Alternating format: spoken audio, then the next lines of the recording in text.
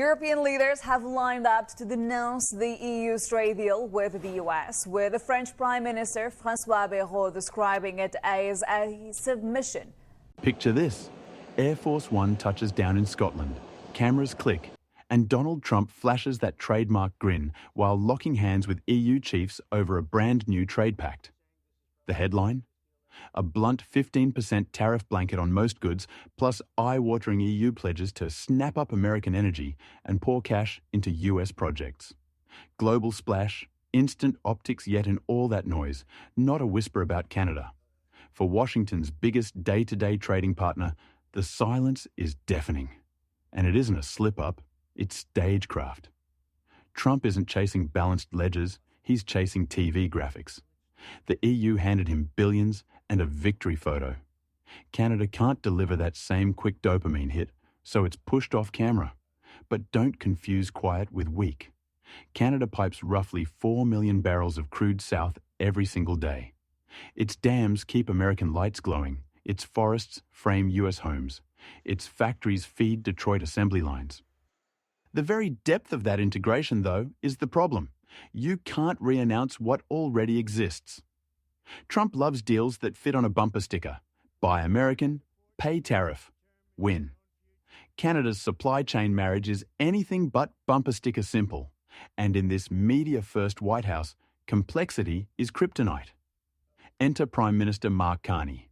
He knows walking into that photo op could cost Canada for decades.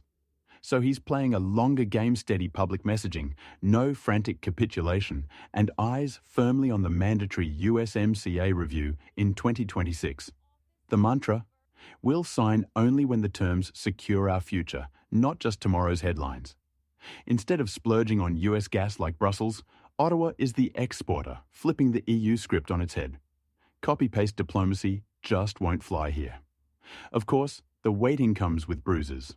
Autos, steel, aluminum, lumber, they're all feeling the squeeze. Yet Canada's broader economy is surprising the forecasters.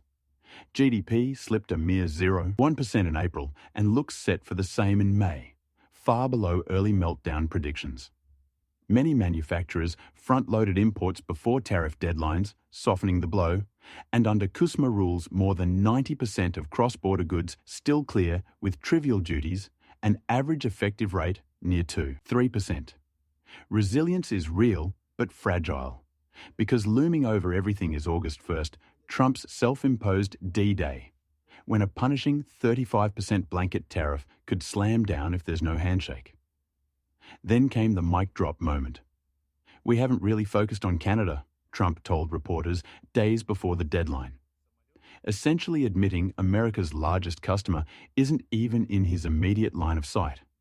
Ottawa's spin doctors couldn't have scripted it better. The US president himself just validated Canada's slow and steady narrative. If talks collapse now, the blame falls on Washington for walking away first. Meanwhile, Trump's own Trade Lieutenants Commerce Secretary Howard Lutnick and USTR Jameson Greer are telling anyone who'll listen that discussions are productive. Mixed messages weaken the US position and let Canadian negotiators tap the brakes until the White House music syncs up. The real showdown, though, is further out. Under USMCA rules, a full dress review kicks off by late 2025. Team Trump plans to use it as leverage for tougher origin rules, stricter immigration clauses, tighter supply chain controls. But if Washington slaps a 35% tariff on Canada this summer and still fails to land a deal, that cudgel loses bite. Ottawa and Mexico City will argue tariffs already flopped as negotiating tools. Trump could stumble into 2026 with fewer cards and dented credibility, while Canada pursues a parallel security and economic pact that locks in defense links and regional cooperation, an alternate foundation that blunts US pressure. And there's another wild card, China. Ontario Premier Doug Ford never shy before a mic floated the unthinkable. If tariffs keep coming, we'll look east, he warned, hinting at deeper trade with Beijing. Ontario alone already logs $43 billion in two-way commerce with China. Canada bought $349 billion worth of American goods last year, more than Japan, Germany, and the UK combined.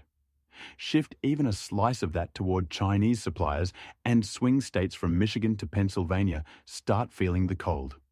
On top of that, Beijing gains a foothold in North America, the very scenario US strategists have tried to avoid for generations. In trying to punish Ottawa, Trump may be pushing it straight into a rival's embrace. Canadian businesses are hedging. Brewers are importing aluminum cans from China because US prices spiked. RBC data shows almost 90% of Canadian exports to the States are now fully USMCA compliant, a defensive retooling to weather tariff storms. Every adjustment makes the partnership a little less automatic and a little more transactional. So where does this leave us? Canada isn't refusing to deal because it lacks options. It's refusing because it has them. Oil, power, manufacturing inputs. Rare leverage points that don't disappear just because a press conference does. By choosing patience over panic, Carney is wagering that short-term pain beats a generations-long bad contract. Trump's trade doctrine thrives on speed and spectacle. Canada is betting on endurance. And in a tariff age where tomorrow's headline often devours today's policy, waiting might be the boldest move of all. Stick around, because the next handshake, or the lack of one, could redefine North American trade for a generation. And Global Pulse will be here to decode every twist.